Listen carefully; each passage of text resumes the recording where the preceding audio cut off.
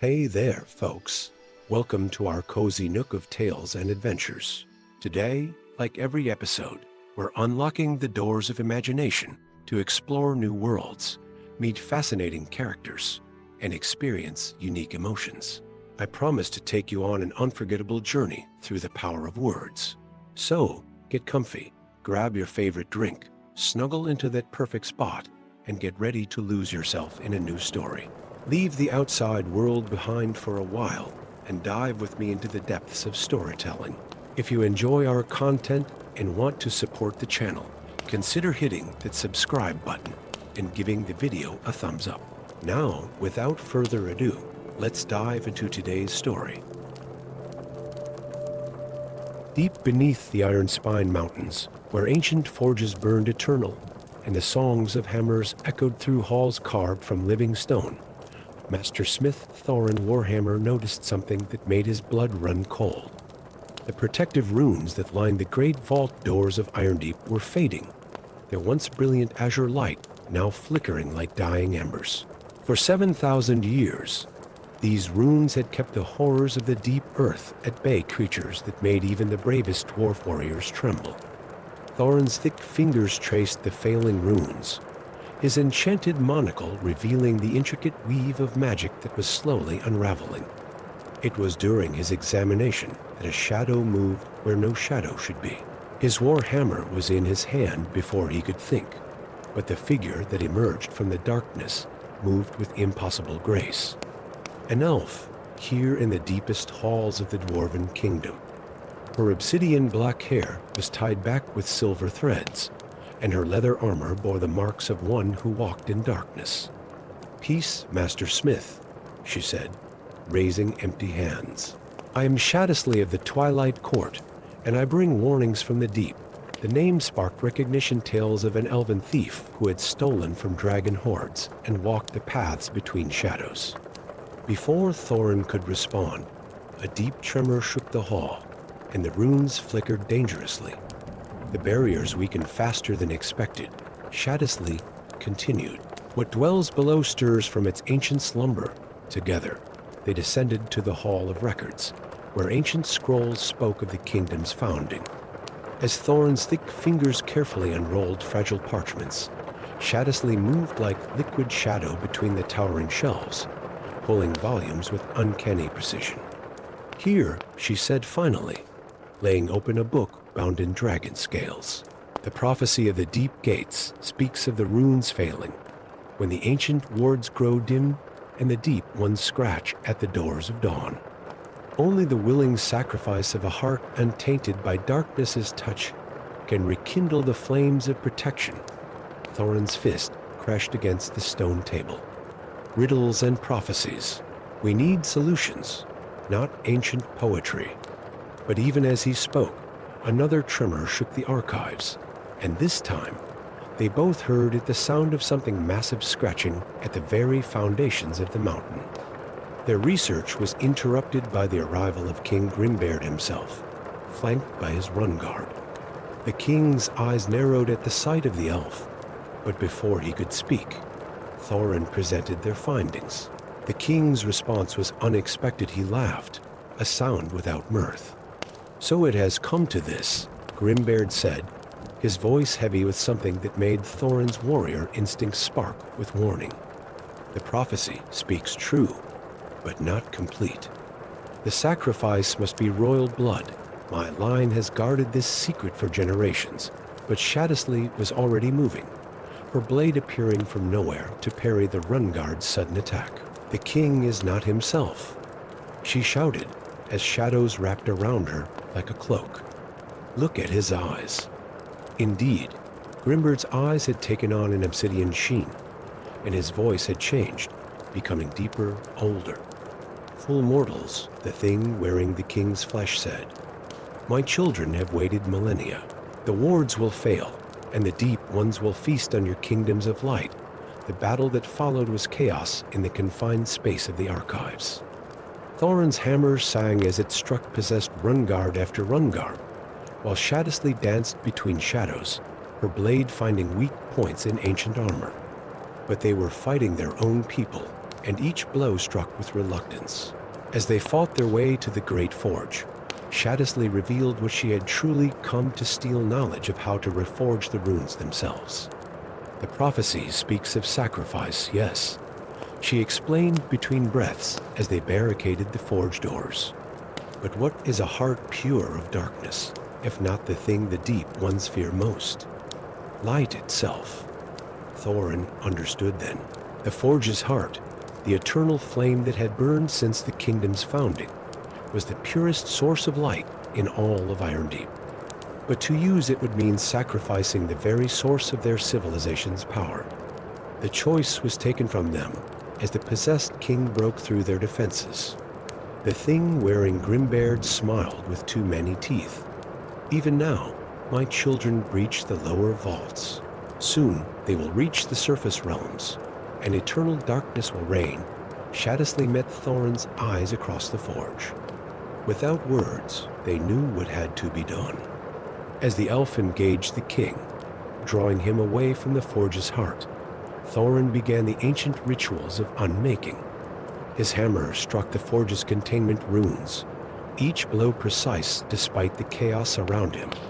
The heart of the mountain freely given, he chanted in ancient Cosset. Light freely offered to hold back the dark. The forge's eternal flame rose up, taking the form of a great fiery bird.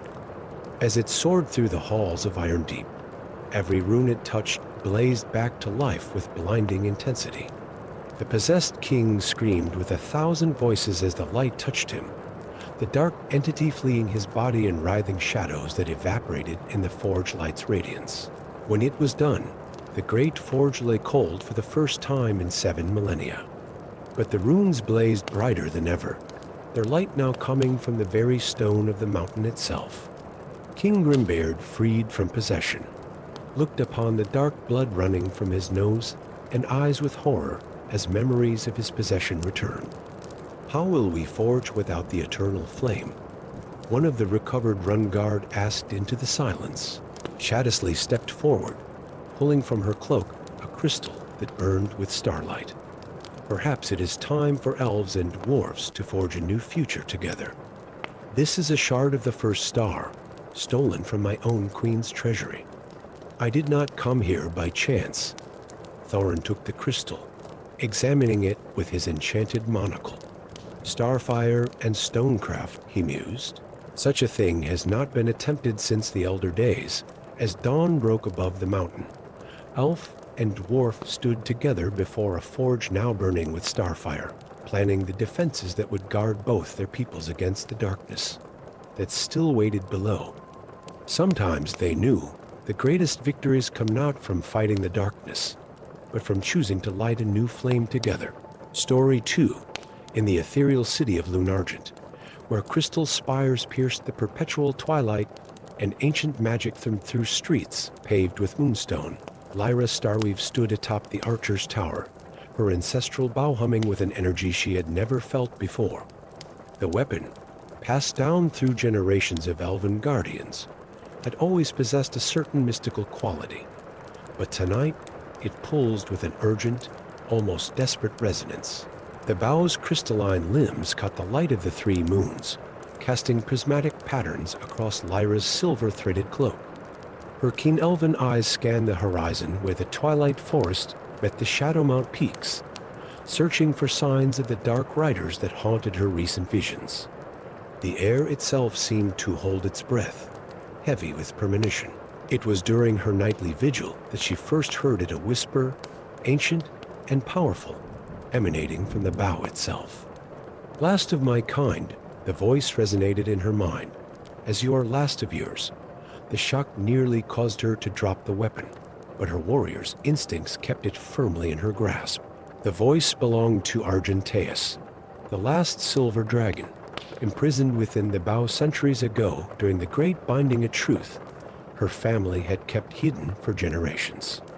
As dawn approached, dark shapes emerged from the twilight forest, the dreaded Shadow Knights, led by the imposing figure of Lord Obsidian. Their armor seemed to absorb light itself, and their steeds left trails of dark mist in their wake. The warning bells of Lunargent rang out, their crystalline tones echoing through the ancient city. "They come for me, young one," Argentea's voice echoed in her mind. The power they seek could remake or destroy this world. The dragon's presence unfurled in her consciousness like silver wings, sharing memories of a time when dragons soared freely through skies unmarred by darkness. The battle began at twilight. Shadow knights breached the outer gardens, their dark magic corroding the ancient protective wards of Lunargent. Lyra led the elven archers in defense, each arrow from her bow trailing silver fire that pierced the shadows surrounding their enemies. Yet for each knight that fell, two more emerged from the darkness. Lord Obsidian's voice carried across the battlefield, deep and strangely familiar. "Surrender the dragon bow, and your city will be spared." As he removed his helm, Lyra's heart nearly stopped. Though corrupted by dark magic, she recognized those eyes the same storm gray as her own. "Casimir?" She whispered, the name of her long-lost brother catching in her throat. Memories flooded back of their childhood, of the day he disappeared during a hunt in the Twilight Forest, of their father's grief. "Sister," he called out, his voice carrying both warmth and warning. "The bow's power can break the curse that binds our people. The silver mist that keeps us trapped in twilight can be dispersed forever," but Argentea's voice rang clear in her mind. His words hold truth and poison both. The curse he speaks of was placed for protection, not imprisonment. Without the silver mist, the ancient darkness will devour Lunargent whole. As the battle raged below, Lyra faced her choice atop the archer's tower.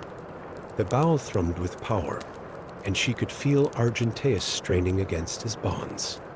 To free him might save the city, but ancient texts spoke of the dragon's fury upon their imprisonment. Would Argenteus seek revenge upon all elves for his centuries of captivity? Yet as shadow magic began to crack the city's foundations, Lyra realized there was no choice at all. "Forgive me, brother," she whispered, and began the words of unbinding. Silver light erupted from the bow, blinding in its intensity.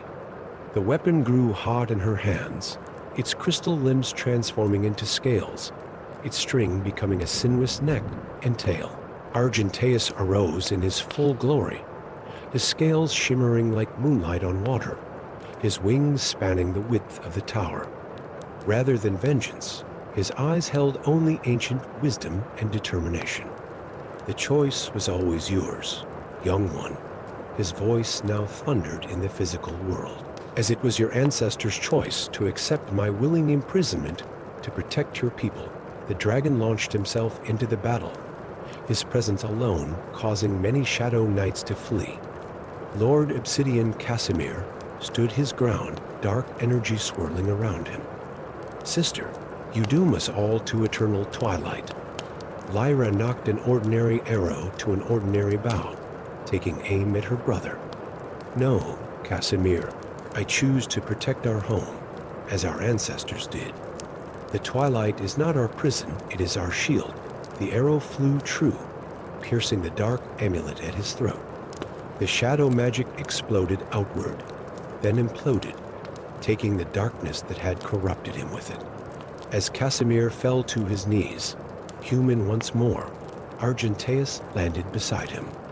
"The darkness that claimed you as ancient indeed," the dragon rumbled, "older than the silver mist, older than the elves themselves. It sleeps now beneath the mountains, but it will wake again."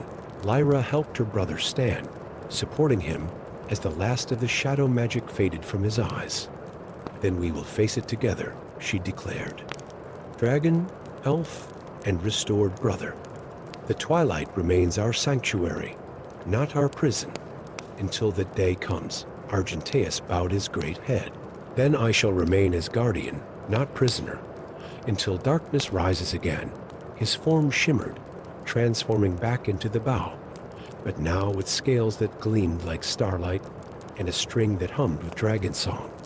In the years that followed, the tale of the dragon bow and the choice of the last Starweave's siblings became legend in Lunargent. Some say on quiet nights, when the three moons align, You can hear Argenteus singing songs of ancient days from the archer's tower, while two figures, one with silver hair, one with shadow-touched eyes, stand guard over their Twilight realm, ready to face whatever darkness may come.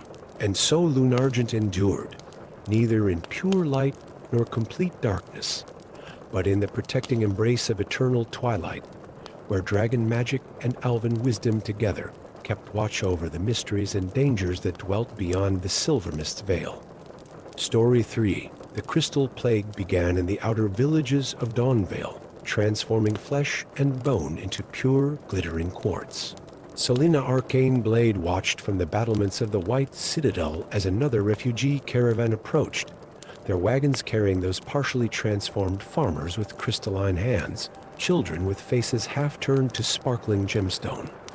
Her enchanted sword, Truthseeker, hummed at her hip, responding to her growing unease. The blade knew what coursed through her veins, the forbidden magic of the Spell Kings, tyrants who had nearly destroyed the world a millennium ago. Magic that might be the only thing that could save her people now. Within her private chambers, Selena stood before an ancient mirror, pushing back the sleeve of her battle mage robes to examine the spreading patterns beneath her skin, crystalline formations that resembled frost on a winter morning. The same plague that afflicted her people had taken root in her, but her cursed bloodline fought against it, turning her into something neither fully human nor fully crystal. Lady Arcane Blade. The call came from her second in command, Marcus Dawnweaver. The royal artificers have discovered something in the ancient archives. She quickly covered her arm, hiding the evidence of both plague and heritage. The discovery was a set of chronicles detailing how the last Spell King, Malachi the Magnificent, had faced a similar crystal plague. He had stopped it, but at a terrible cost, the sacrifice of 10,000 souls to fuel his magic. The kingdom had risen against him afterward, ending the reign of the Spell Kings forever. Or so they thought. That night, in the privacy of her chambers, Selena attempted a minor healing spell on a crystallized flower. As she channeled her power, ancient runes appeared on her skin, glowing with the same amber light that had marked the Spell Kings of old. The flower not only healed, but burst into impossible bloom, its petals now streaked with golden light. The power was intoxicating, singing in her blood like sweet wine. This was how it had started for her ancestors. She realized with good intentions, with the desire to help. Each spell would make the next easier, more tempting, until the power consumed everything they were. But as the crystal plague spread, consuming entire villages, Selena found she had no choice. She began secretly using her inherited magic to heal the afflicted, each cure leaving her a little more changed, a little more like her ancestors. The runes on her skin grew more prominent, and she found herself understanding the old spellbooks with frightening ease. The truth was discovered when Marcus burst into her chambers during a healing session. He found her surrounded by cured villagers, her eyes glowing with amber fire, ancient runes blazing across her skin. By the light, he whispered, reaching for his sword. "You're one of them. I can explain." Selena began, but at that moment, the great bells of the White Citadel began to toll. The crystal plague had reached the city's heart. In the streets, chaos reigned. Crystalline formations burst from the ground, transforming everything they touched. Guards tried to maintain order as citizens fled, some already beginning to transform. Standing on the central plaza, Selena made her choice.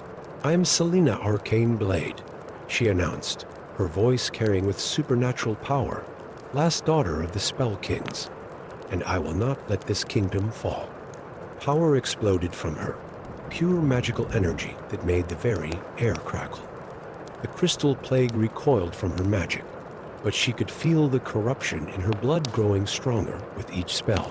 Marcus watched in horror and awe as she began to channel the ancient magic, golden runes appearing in the air around her. "My ancestors sacrificed others to fuel their spells," she ground out through gritted teeth. "I choose to sacrifice myself instead, She drove Truthseeker into the plaza stones, using it as a focus for her power. The sword's pure magic helped her channel the corrupt power of her bloodline, turning it to healing rather than destruction.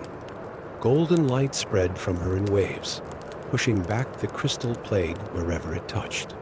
But with each wave of healing magic, more of Selena crystallized. Her hands turned to living crystal first, then her arms, the transformation creeping toward her heart. The citizens of Dawnvale watched as their savior slowly turned to crystal herself, even as her magic saved them. Just before the crystal reached her heart, Marcus stepped forward, placing his hand on Truthseeker's hilt alongside hers. "You don't have to do this alone," he said. Pure white light began to flow from him into her, the clean magic of a true healer balancing the corrupt power of the Spell Kings. Others stepped forward, priests, mages, common citizens with barely a spark of magic. Each added their strength to hers, creating a network of power that spread throughout the kingdom.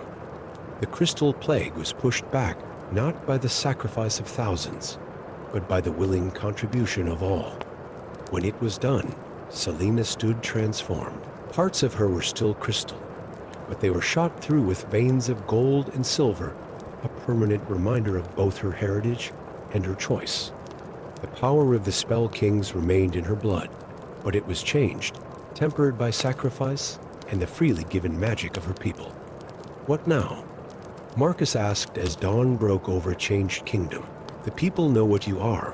Selena looked at her crystalline hands, which now sparkled with internal light. "Now we build something new. My ancestors ruled through fear and sacrifice. Let us see what can be achieved through trust and willing cooperation. Instead, in the years that followed, the last Spell King's daughter became known not as a tyrant, but as the Crystal Queen, a ruler who bore the visible marks of her sacrifice for her people. The white citadel was transformed, its walls now streaked with crystal that glowed with protective magic freely given rather than forcefully taken. And if sometimes, in the depths of night, the Crystal Queen felt the dark pull of her ancestors' power, she needed only look at her transformed form to remember the lesson she had learned. True power comes not from what you can take, but from what you're willing to give. Story 4. In the heart of the Whispering Forest, where ancient trees wove their branches into living archways and magical mists danced between trunks wider than castle towers, young Druid Rowan Greenwood discovered what would change his destiny forever. The dragon lay like a fallen shadow among the luminescent mushrooms, its obsidian scales dulled with pain, one wing twisted at an impossible angle. Rowan's training taught him to flee black dragons were creatures of destruction, their very breath capable of dissolving stone. But something in the dragon's eyes caught him, not malice, but a profound sorrow that seemed to echo through centuries. "Little Druid," the dragon spoke, its voice like thunder wrapped in silk. "Have you come to finish what the archmages began?" The creature's words carried none of the malevolent power that legends attributed to Morthal, the realm destroyer. Instead, they held a weariness that spoke of ages spent in torment. Drawing upon his druidic powers, Rowan reached out to sense the dragon's true nature. What he found shook him to his core, layers upon layers of magical bindings, a curse so ancient and complex it had become part of the dragon's very being. "You're Morthal," he whispered, "but you're also something else." The dragon's laugh was bitter as winter frost. "Once I was Lucembrace, guardian of the Dawn realms, until pride and betrayal transformed me into what you see before you."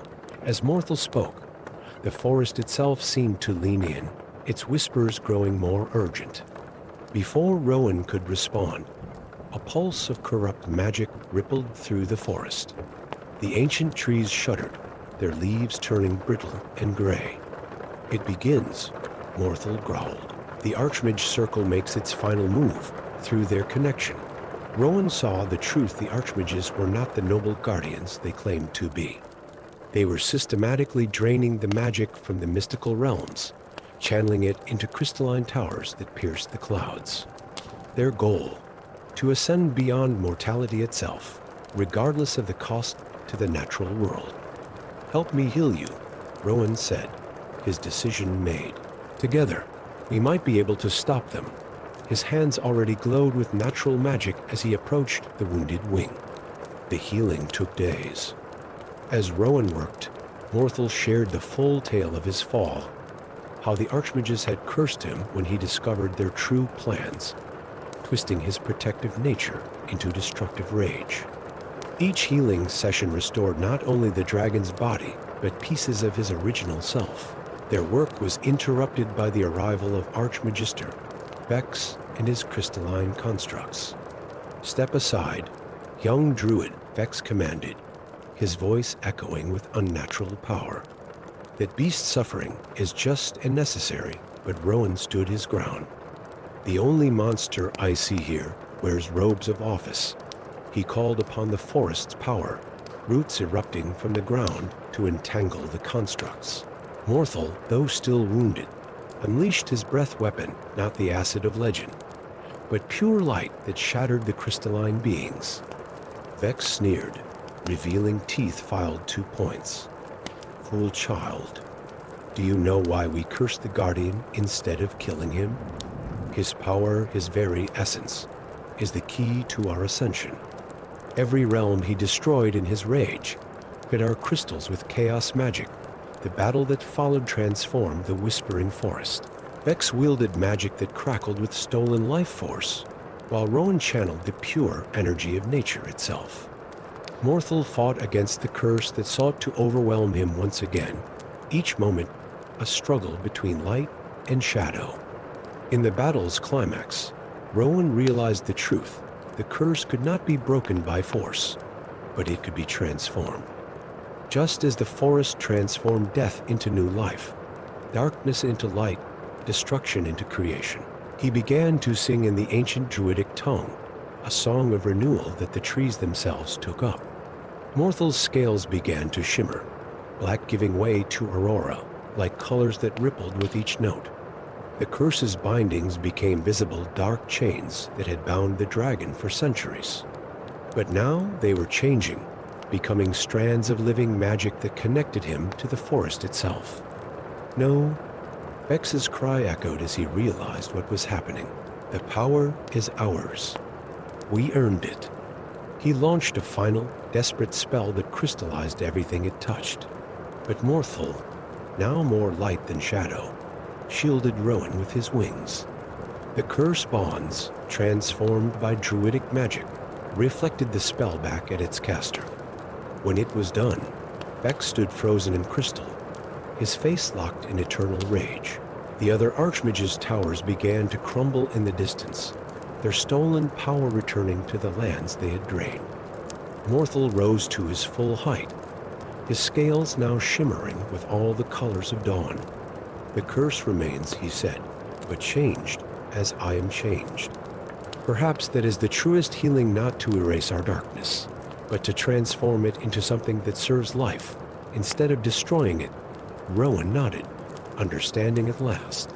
"Will you stay and help restore what was damaged?" The dragon, who had been both destroyer and guardian, looked out over the awakening forest. "Yes," he said, "but first, we have other Archmage towers to topple, and enslaved realms to free." His wings, now healed, spread like aurora curtains against the sky. "Shall we begin, little Druid?" And so Rowan Greenwood, the young Druid who dared to heal a legendary destroyer, and Morthel, the dragon who learned to transform his curse into blessing, began their journey together. They say that wherever they went, blighted lands bloomed again, and the Whispering Forest grew a little larger, its ancient wisdom spreading to heal the wounds of a realm too long under the Archmage's crystalline shadow. In time, their tale became a whispered legend, that true redemption comes not from erasing one's darkness, but from learning to transform it into light. Story 5. The fortress of Winterhigh rose like a crown of ice against the aurora-lit sky, its crystalline towers refracting the ethereal lights into countless rainbow shards. Within its frost-carved halls, Princess Astrid Iceblade stood before the sacred sanctuary, her enchanted sword Rimefrost glowing with an inner chill that matched the fury in her heart. The twilight crystal, the heart of the kingdom's power, was gone. Fresh footprints in the perpetual frost led away from the crystal's empty pedestal, too light and graceful to belong to any of her father's guards. An elven thief, here in the heart of the winter realm. The audacity alone made her blood boil, freezing the very air around her. She tracked the intruder through secret passages she'd known since childhood, passages whose walls now bore scorch marks from disabled ice wards. The trail led her to the castle's western tower, where she cornered her prey, a lithe figure in shadow-touched leather, with hair as dark as a moonless night. "I am Thorn Shadowsilent," the elf announced, raising empty hands. "And I'm not your enemy, Ice Princess. The crystal is safe, but there are things you need to know about your father before Astrid could respond." A bone-chilling howl echoed through the castle, the cry of her father's winter wolves. But something was wrong. The howls carried notes of pain and fear, rather than their usual fierce joy. "Your father has changed since your mother's death," Thorn said quickly. "Haven't you noticed? The endless winter spreads beyond our borders. Villages freeze. Children disappear in the night," Astrid had noticed. The eternal winter that once protected their realm had grown harsh, unnatural. But to hear a stranger speak of it, "You know nothing of my father's grief." "I know he visits the deep vault every night," Thorn countered. "I know he speaks to something in the ice. I know the temperature drops with each passing day." Another howl, closer now. Astrid made her decision. "Show me." They descended together into the castle's depths, past layers of ice that had existed since the first frost. The deep vault's doors hung open, their ancient wards disabled. Inside, they found King Grimfrost kneeling before a sheet of black ice that seemed to swallow light itself. "My love," he whispered to the ice, his voice cracking with desperate hope. Soon, I'll have enough power to bring you back within the black ice." Something moved. A woman's face formed from the frost, beautiful and terrible. But it wasn't Astrid's mother. The features were wrong, twisted with ancient malice. "Father," Astrid called out, her heart breaking. "That's not Mother." The king turned, and Astrid gasped. Frost covered half his face, and his eyes blazed with unnatural blue fire. "Daughter, you shouldn't be here." His voice echoed with multiple tones, as if something spoke through him. "The Winter Queen demands sacrifice. Your mother will return to us, and our realm will know true power at last." "The Winter Queen?" Thorn's voice was heavy with recognition. "The ancient stories speak of her a being of pure cold, who nearly froze all the realms solid during the Age of Ice. She was imprisoned in the Twilight Crystal to save the world, and now she's free," Astrid realized. "Because my father broke the crystal to release her, thinking she could restore Mother." The temperature plummeted as King Grimfrost raised his hands. "The Queen promises us everything we've lost. We'll be together again, my dear one." Ice crystals formed in the air around him, sharp as daggers. "Your Majesty," Thorn tried. "She's deceiving you. The dead should rest." The ice daggers flew. Thorn vanished into shadow while Astrid deflected the barrage with Rimefrost, each impact sending sparks of frozen light through the chamber. "Father, please." Mother wouldn't want this. But the king was beyond reason. Layer after layer of ice formed around him, like armor, as the Winter Queen's power flowed through him. The black ice behind him cracked and shattered, releasing a wind that carried the whispers of 1,000 frozen souls. Astrid fought defensively, trying not to hurt her father while looking for a way to break the queen's hold. Thorn reappeared on the vault's far side, the reassembled pieces of the Twilight Crystal in his hands. "The crystal can imprison her again," he shouted, "but it needs the power of the royal bloodline." Understanding dawned. The crystal had imprisoned the Winter Queen once through her ancestors' sacrifice. Now it would take another royal sacrifice to seal her away again. "Father," Astrid called out one last time, lowering Rimefrost. "I forgive you." She charged forward, past his defenses, and embraced him. The Winter Queen's killing cold surged through them both, but Astrid didn't let go. She reached out with her own winter magic, not the harsh power of the Queen, but the protective chill of her homeland. Thorn began the binding ritual, the crystal's light fighting against the darkness of the Queen's power. Through their embrace, Astrid felt her father's resistance weaken as memories broke through, teaching her to ski, telling her stories by the hearth, her mother's laughter warm as summer sun. "What have I done?" the king whispered, his eyes clearing. Together, father and daughter turned their power against the Winter Queen, channeling her essence back into the crystal. The price was steep where the Queen's power had touched them. Their flesh had turned to living ice. When it was done, the deep vault was silent, except for the quiet hum of the restored crystal. King Grimfrost looked at his crystalline hands with horror, but Astrid took them in her own equally transformed ones. "We bear the mark of our choice," she said softly. "Not a curse, but a reminder of what we'll sacrifice to protect our realm." Thorn stood quietly by the vault's entrance. "The winter will retreat to its natural boundaries now. I'll take word to the outer realms that the Winter Kingdom has a new Queen, one who understands both power and sacrifice." "Not yet," Astrid said, looking at her father. "First, we have a realm to heal." Together, in the years that followed, visitors to Winterhigh would speak of the king and queen whose flesh was partly ice, who ruled with wisdom born of loss and redemption. They said that on quiet nights, when the aurora painted the sky in sheets of color, you could hear Queen Astrid singing the old songs her mother once sang, while the winter winds carried their melody to every corner of their awakening realm. Story 6. In the misty Borderlands where the Elven Silverleaf Forest met the Dwarven Iron Mountains, Selenara traced her fingers over ancient runes carved into a crumbling archway.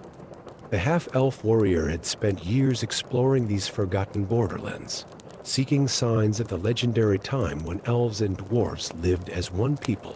But this discovery surpassed all others. The ruins emerged from morning mist like a ghost city, its marble towers still reaching skyward despite centuries of abandonment.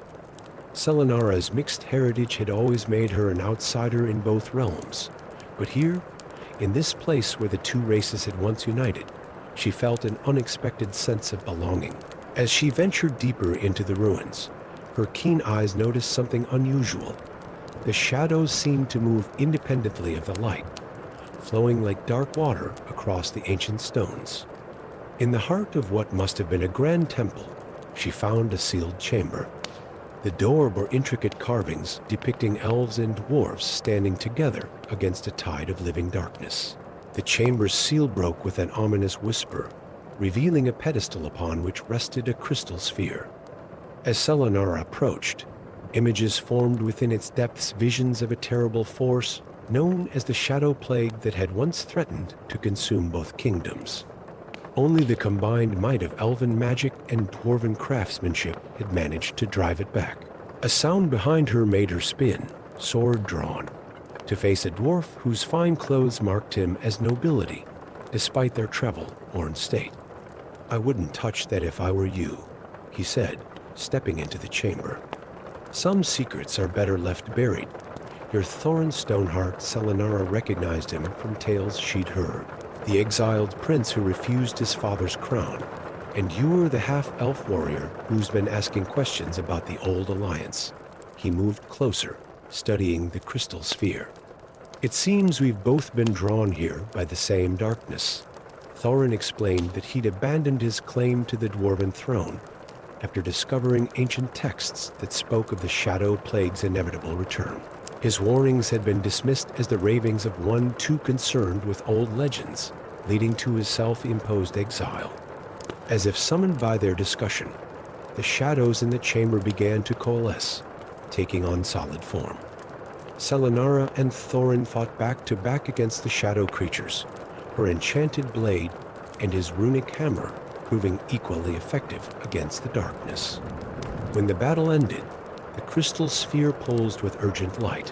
Within its depths, they saw shadows spreading across both kingdoms. The shadow plague had already begun its return. Worse, both races had grown so distrustful of each other that they would surely blame their ancient enemies for this new threat. The sphere is a concordant stone, Thorin explained, his voice grave. Created when our peoples were one. It can only be wielded by someone of both bloodlines. He looked meaningfully at Selenara. Someone like you. Using the concordant stone, Selenara witnessed more visions of the past. The shadow plague wasn't just darkness given form, it was the manifestation of the hatred and distrust between the two races. Each bitter thought, each ancient grudge, fed its power. The only way to defeat it was to rebuild the alliance that had once bound their peoples together. But centuries of prejudice wouldn't be easily overcome. When Selenara and Thorin tried to warn the Elven High Council, they were dismissed as conspirators. The Dwarven Thane's response was equally dismissive, some even calling for Thorin's arrest as a traitor. As shadows continued to spread, signs became impossible to ignore. Villages on both sides of the border reported people vanishing, only to return changed, their hearts filled with darkness, and their minds bent on spreading discord. The shadow plague wasn't just consuming bodies, it was devouring souls. Selenara and Thorin began working in secret, gathering those few from both races who would listen. An elven Druid who remembered the old songs. A dwarven runesmith who studied forbidden histories. Gradually, they built a network of believers who understood the true threat. The turning point came during a shadow attack on a mixed settlement in the Borderlands. As Selenara held the concordant stone high, its light revealing the true form of their enemies, elves and dwarves found themselves fighting side by side once again. The sight of their peoples standing united, as they had in ages past, began to crack centuries of prejudice. But the shadow plague had grown too strong to be defeated by small victories. It gathered its forces for a massive assault on both kingdoms simultaneously. Selenara realized they had only one chance. They had to reach the ancient Forge Temple deep beneath the ruins where the First Alliance had been sealed. The journey to the Forge Temple became a desperate race against time. Shadow creatures harried them at every step, while they struggled to convince more of both races to join their cause. Thorin's knowledge of dwarven tunnels and Selenara's affinity for elven pathways proved crucial to their survival. In the Forge Temple, they found the tools their ancestors had used: a hammer that could shape pure light and an anvil carved with runes of unity.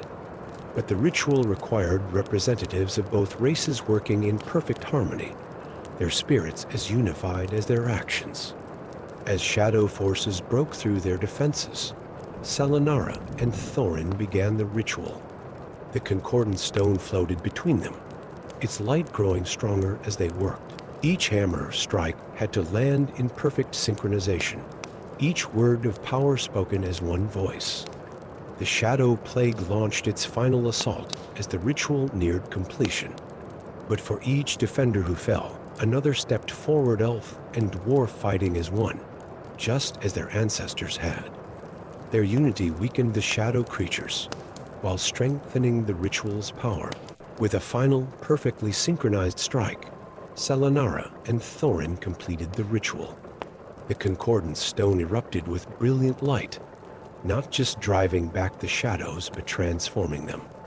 The darkness that had fed on hatred and division was overcome by the power of unity and understanding. In the aftermath, as the two races began the slow process of rebuilding their alliance, Selenara and Thorin established a new order of guardians. Based in the restored ruins, they would stand watch for any return of the shadow plague, while working to maintain the bonds between their peoples. The concordant stone remained in the Forge Temple, no longer just a remnant of the past, but a symbol of a new future. And if visitors to the Borderlands sometimes saw a half-elf warrior and a dwarven prince walking the battlements together, they recognized them as living proof that the strongest walls are built not of stone or magic, but of trust and understanding. Story 7. In the heart of the Ironspire Mountains, where ancient forges still burned with the first fires lit by the dwarven ancestors, Master Smith Grimlock stood before his anvil, holding a fragment of star-fallen metal that glowed with an otherworldly blue light. The meteorite had crashed through his forge's roof during the night of falling stars, and something about its ethereal glow called to his soul, promising power beyond mortal understanding.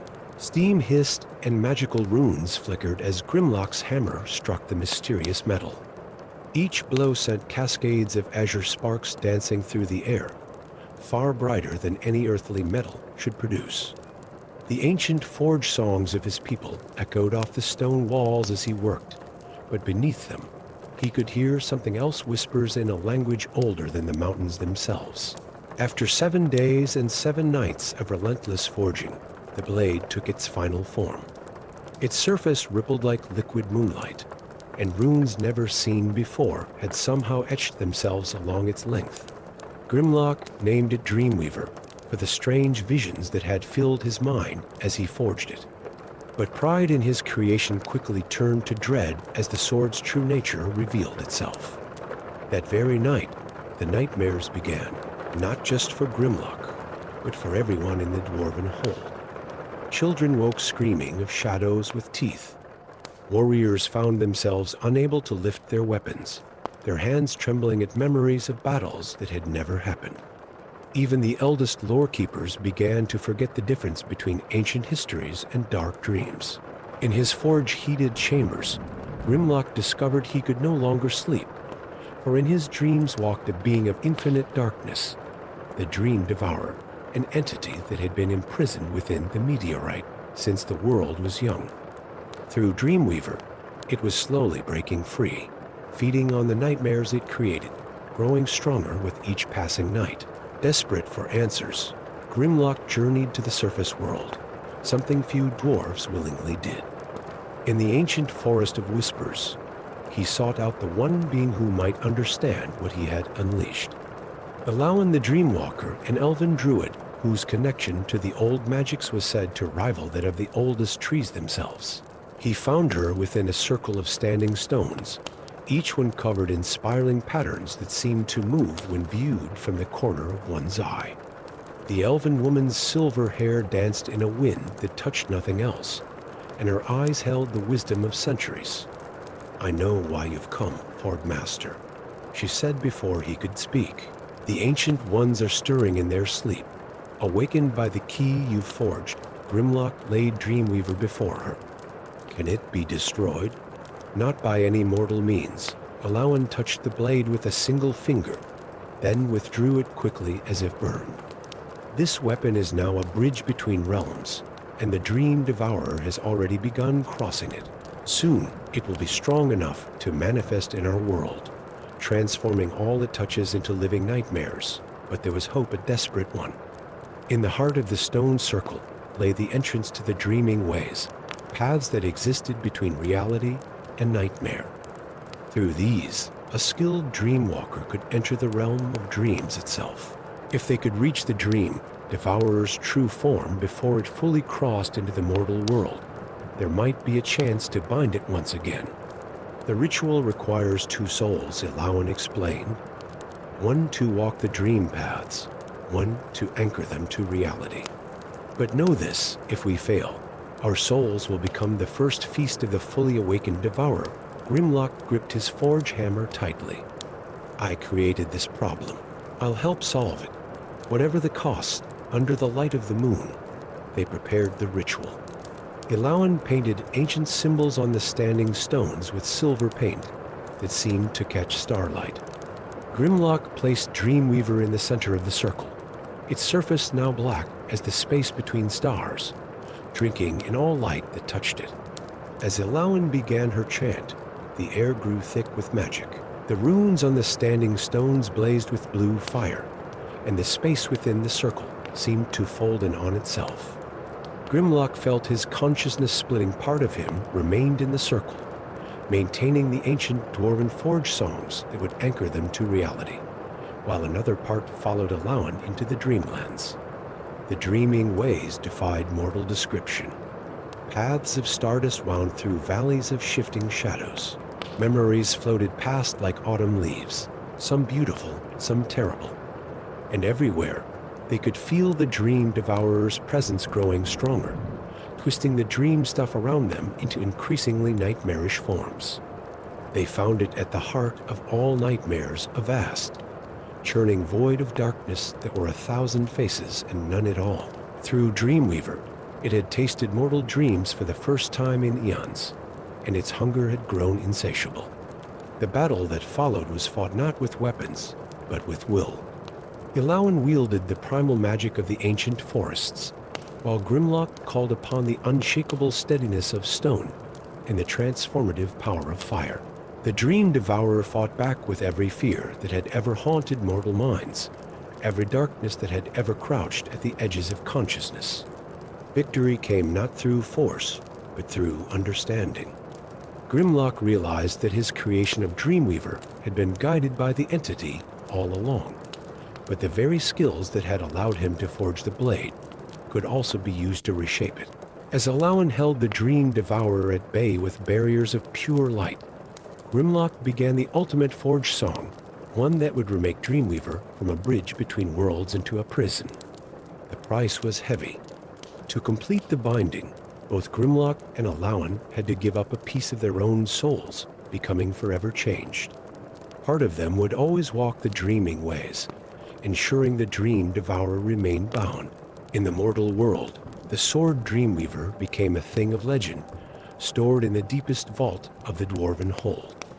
Those who guarded it said that sometimes, in the darkest hours of the night, they could hear it singing songs of starlight and shadow, of forests and forge fire, of two souls who chose to walk the boundary between dreams and reality, to save both worlds. Grimlock returned to his forge, though he never again worked with star-fallen metal. And if sometimes his creations bore strange patterns that seemed to shift in the firelight, none dared to question why.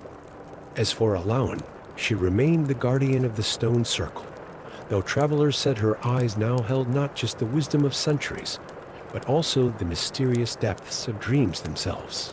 Together, they had learned that some prices were worth paying, some burdens worth bearing, to keep the nightmares at bay and allow others to dream in peace. Story 8. Prince Aldric's war-weary boots echoed through the marble halls of Castle Luminara, but the familiar sounds of court life were eerily absent. Where once nobles and servants alike bustled through corridors draped in the kingdom's silver and blue banners, now only silence reigned. The few people he encountered hurried past with downcast eyes, their shoulders bent as if carrying invisible burdens. The castle's great windows, usually streaming with sunlight, were now shrouded by heavy crimson curtains that cast blood-red shadows across the floors. As Aldric approached the throne room, his hand instinctively tightened on the pommel of Dawnbringer, his ancestral sword. 3 months fighting border skirmishes with the frost giants seemed like child's play compared to the wrongness that now permeated his home. The massive doors swung open to reveal the throne room transformed. Where his father's crystal throne once stood, a semicircle of 7 ornate chairs now dominated the chamber. Upon them sat the Crimson Council, their faces hidden behind masks of polished ruby, their robes the color of freshly spilled blood. "Welcome home," Prince Aldric spoke the central figure, whose mask bore intricate patterns of gold. "We trust your campaign was successful." The voice sent ice through Aldric's veins. He would know it anywhere. "Viridian?" he whispered, scarcely believing. His mentor, the kingdom's archmage, the man who had taught him everything he knew about honor and duty, sat among these usurpers. "Lord Viridian of the Crimson Council now," the masked figure corrected. "Much has changed while you were away, my former pupil. Your father saw the wisdom in delegating his authority to those better suited to guide the kingdom through these troubled times. Aldrich's jaw clenched. "Where is my father?" "Resting," another council member answered smoothly. The burden of rule weighed heavily upon him that night. As Aldrich paced his chambers, a shadow detached itself from behind his curtains. He whirled, Dawnbringer half drawn, but stopped at the sight of a lithe figure in dark leather armor, her pointed ears marking her mixed heritage. "Easy, your highness," she said, raising empty hands. "I'm called Shadow, and I bring news you need to hear. Speak quickly, half-elf," Aldrich commanded, though he kept his blade ready. "Your father isn't resting. He's imprisoned in the ancient catacombs beneath the castle." The Crimson Council isn't what it seems. She pulled a worn tome from her satchel, its cover marked with symbols that seemed to writhe in the candlelight. This was in Viridian's private library.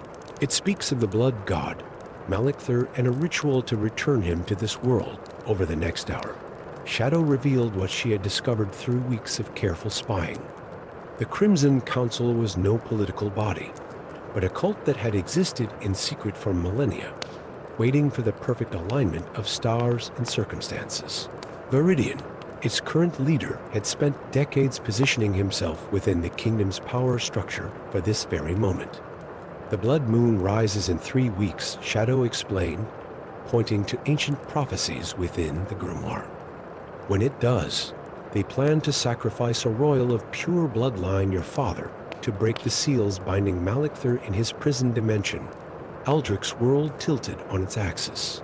The man who had taught him to wield both sword and magic, who had been like a second father to him, was planning to murder his real father to resurrect an ancient god of destruction. "Why are you helping me?" he asked Shadow, studying her carefully. She pulled back her sleeve to reveal a spiral tattoo.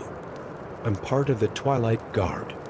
We've watched the Crimson Council for centuries, working from the shadows to prevent exactly this. But we've never been able to get someone close enough to stop them until now.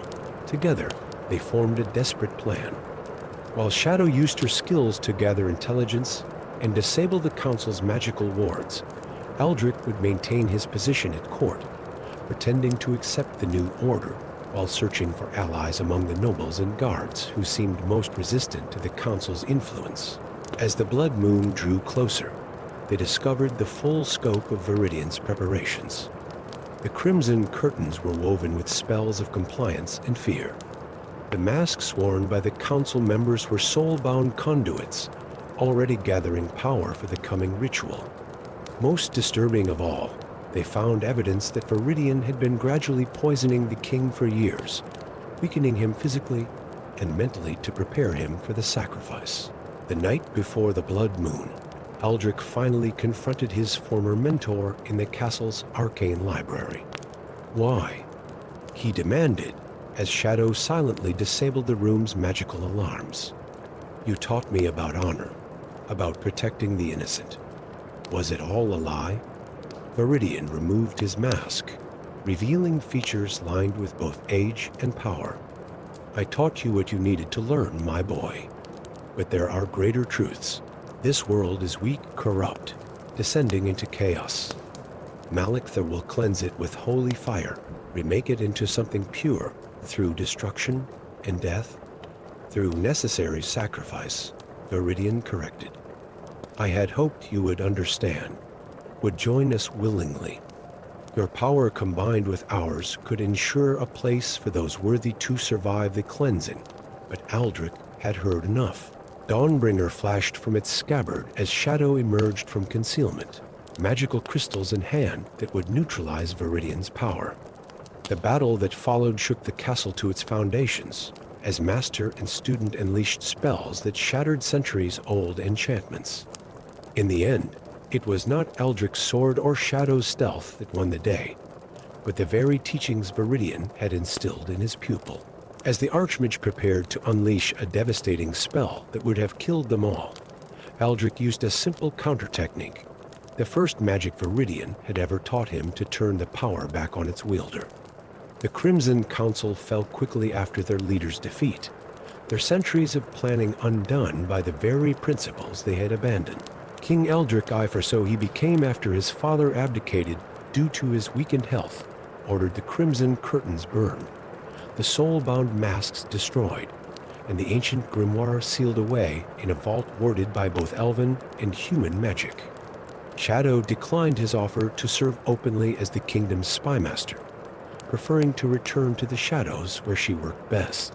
But it was whispered that on nights when important matters required the king's immediate attention, a dark figure could be seen slipping in and out of the royal chambers, ensuring that no threat to the realm would ever again grow unchecked within its walls.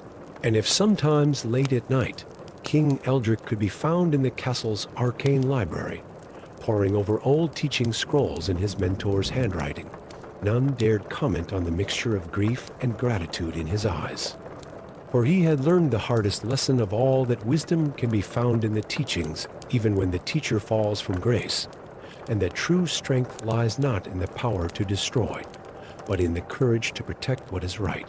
Story 9. Deep within the crystal forest, where ancient trees bore crystalline fruits that chimed like bells in the wind, Lyriana pressed her palm against the frost-covered bark of an elder oak. The tree's spirit whispered to her of an unnatural cold creeping through the roots of the world. As the last rays of autumn sun filtered through the crystal-laden branches above, casting rainbow patterns on the forest floor, she felt a familiar chill run down her spine, the same sensation that had haunted her dreams for the past moon cycle. The young elf's silver hair caught the fading light as she moved silently through the woods, her emerald eyes scanning the undergrowth where frost patterns spread like delicate lace across fallen leaves. Something was wrong.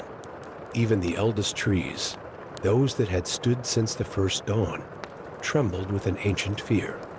Their whispers grew more urgent each day, speaking of darkness stirring in the frozen caverns far beneath the earth. It was during one such communion with the forest that Lyriana first heard the prophecy, carried on the winter wind like scattered snowflakes, when crystal tears freeze on ancient bark, and shadows creep through caverns dark, the eternal ice dragon shall arise, to claim the world 'neath frozen skies. The prophecy haunted her thoughts as she made her way to the Council of Elders. But before she could reach the crystal spires of her homeland, a commotion at the forest's edge drew her attention. A group of elven rangers surrounded a stocky figure, a dwarf, his beard frosted with ice and his eyes holding a haunted look she had never seen in one of the stone folk before. "Please," the dwarf's voice was hoarse, as if he had been running for days. "You must listen. They're coming, the shadow creatures. They've already taken the deep halls." The rangers kept their arrows trained on him, but Lyriana stepped forward, drawn by something in his voice that echoed the tree's warnings. "I am Lyriana, speaker to the forest. Who are you, and what shadows do you speak of?" "Thorgrim Frostbird," he answered, his weathered face grave. "Once master smith of the crystalline depths, now just a bearer of dark tidings." He pulled back his sleeve to reveal an arm marked with spreading patterns of frost, like delicate ferns etched in ice. "The ancient curse is awakening. I've seen them, creatures of living shadow and ice, rising from the deepest caverns, as if summoned by his words. An unnatural howl echoed through the crystal forest. The crystalline fruits ceased their gentle chiming, and in the sudden silence, Lyriana felt the temperature plummet. The ranger's breath frosted in the air as dark shapes moved between the trees, too fluid to be natural, too cold to be alive. In the chaos that followed, Lyriana found herself fighting alongside Thorgrim. His war hammer shattered shadow creatures while her magic, drawn from the forest itself, created barriers of thorny vines and protective light. When the battle ended, the survivors gathered in a clearing where the ground was covered in glittering shards of ice, all that remained of their otherworldly attackers. "There's more to this than you're telling," Lyriana said to Thorgrim, noticing how he wouldn't meet her gaze. "What do you know of these creatures?" The dwarf's shoulders sagged. "It was my fault," he whispered. "In the depths of our greatest mine, we found something ancient, a chamber of ice that never melts, holding what we thought was a frozen dragon. We tried to harvest the ice for its magical properties, but in doing so, he trailed off, his eyes distant with memory. You broke a seal, Liriana finished, pieces falling into place. The eternal ice dragon wasn't trapped, it was imprisoned. Thorgrim nodded. And now it's awakening, sending forth its servants to prepare the world for its return. But there may be hope yet. From his pack, he drew an ancient map etched on crystalline sheets. The legends speak of 3 perpetual sun flames, artifacts of pure fire magic created by the ancient alliance of elves and dwarves. Together, they might have the power to stop the dragon before it fully awakens. Looking at the map's glowing markings, Liriana felt the weight of destiny settle upon her shoulders. The first flame was said to burn in the Sanctuary of Dawn, hidden high in the Crystal Mountains. The second lay in the heart of the magma forges, deep beneath the earth. The third had been lost to time, its location marked only by a riddle. The trees whispered again, their voices urgent. Time was running out. Already, the crystal fruits were freezing solid, their songs silenced one by one. Soon, the eternal winter would spread beyond the forest, covering the world in unending ice. "I'll help you find the flames," Thorgrim said, reading the determination in her face. "It's the least I can do to atone for my people's mistake." Liriana studied him, seeing past the gruff exterior to the deep well of guilt and courage beneath. "Then we begin at dawn," she declared. "But know this, if we fail, everything freezes. Not just the forest, not just our peoples, but all lands, all life forever." That night, as they prepared for their journey, Liriana stood beneath the crystal-laden branches of the eldest tree in the forest. Its spirit reached out to her, showing her visions of the world as it was during the first imprisonment of the ice dragon, a time when elves and dwarves fought side by side, when magic flowed like rivers through the land, and when heroes dared to challenge gods. As the first light of dawn touched the crystal fruits, drawing forth a chorus of chimes, Liriana and Thorgrim set out on their quest. Behind them, the shadows grew longer, and the frost crept higher on the trees.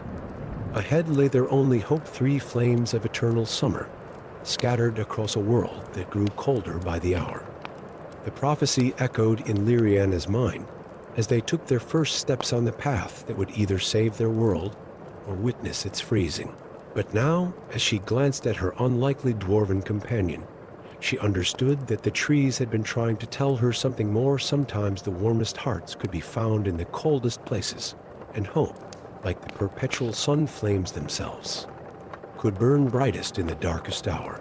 The crystal forest watched them go, its songs growing fainter, as ice continued to spread through its ancient heart, waiting to see if this unlikely pair could prevent the endless winter that threatened to silence its music forever.